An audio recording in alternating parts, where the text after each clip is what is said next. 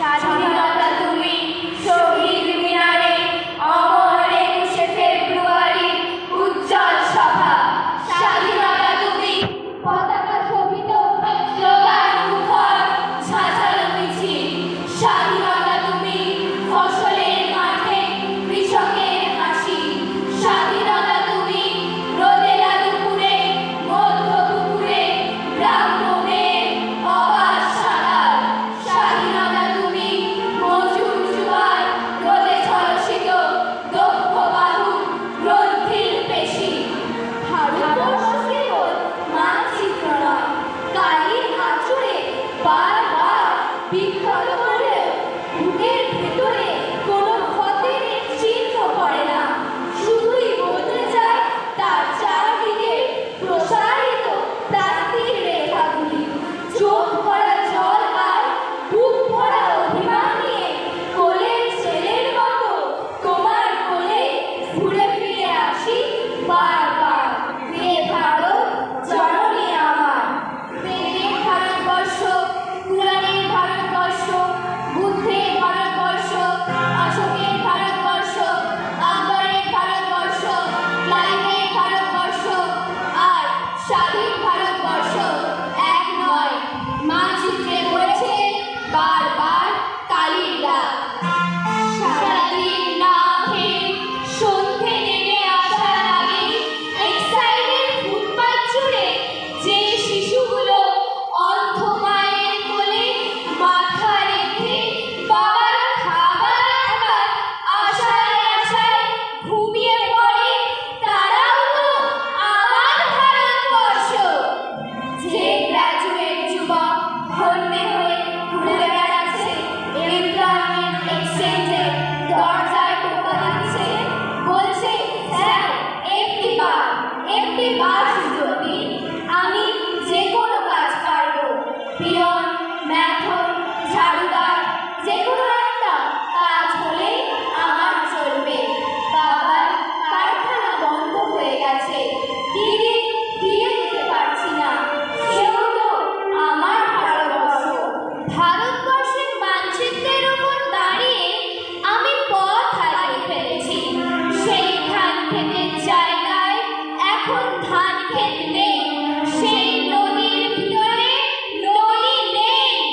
নগর উড়ে গেছে শূন্যে, সেখানে সব ছাদ খোলা মানুষ, সে একই মানুষের মধ্যে অন্য মানুষ। রক্ত ছড়ানো গোধূলি আকাশের নিচে এক অলিক দেশ। একদিন যারা অনুসরণকারী ছিল, আজ তারাই পলাতক। এই মৃত্যু উপত্যকা আমার দেশ না, এই জল্লাদের উল্লাস মঞ্চ আমার দেশ না, এই বিস্তীর্ণ শ্মশান আমার দেশ না, এই রক্তস্নাত কসাইখানা আমার দেশ না। এসব ঘটে রোজ। কোথায় কোন তরুণী পড়ে আছে, কোথায় তার অন্য বোন নিখোঁজ। শুধু তাদের জরুরি চলে গেছে, কিন্তু আজ জুলাই মাসে হারানো বিপদ সীমা। উঠে দাঁড়ান মণিপুরের মা, উঠে দাঁড়ান নগ্ন হয়ে স্তন্যদায়িনীরা। পৃথিবী দেখো, মায়ের বুকে কথা নাও খুশিরা। কেমন লাগে নগ্ন হলে তোমার নিজের মা? আমার ভারতবর্ষে কোনো গেরুয়া রাজনীতিবিদ কিংবা ইমামের নির্দেশিকা নেই। এখানে কোনো শহীদা হাদিস ছাড়াই গোজাগরি চাঁদে আলো এসে পড়ে ঈদগাহের ওপর, আর রমজানি চাঁদ তুলসী মঞ্চের গায়ে পূর্ণ আলো দিয়ে যায়। যে লোকটা মাঝরাতে রিক্সা চালিয়ে ছেলে মেয়েকে লালন করে, শুনেছি সে নাকি অনেক নতুন নতুন খবর দিতে পারে। অথচ সেই লোকটির কাছে যখন দাঁড়ালাম, জানলাম লোকটি বোবা, লিখতেও পারে না এক বর্ণ। ভাবলাম এও তো আমার ভারতবর্ষ। বুঝলাম যাকে আমার দেশ বলে জেনে এসেছি এতকাল, আসলে সে বোবা, নিরক্ষর অথবা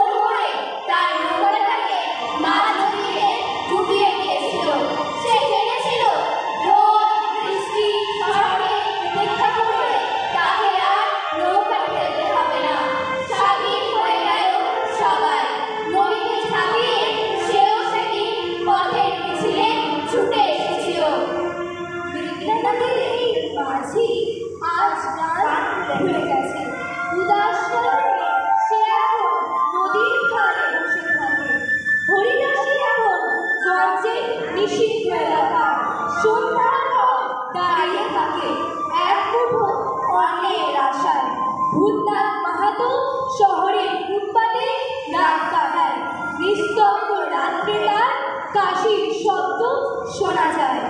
অথচ ঠিক তেমনি করে সেদিন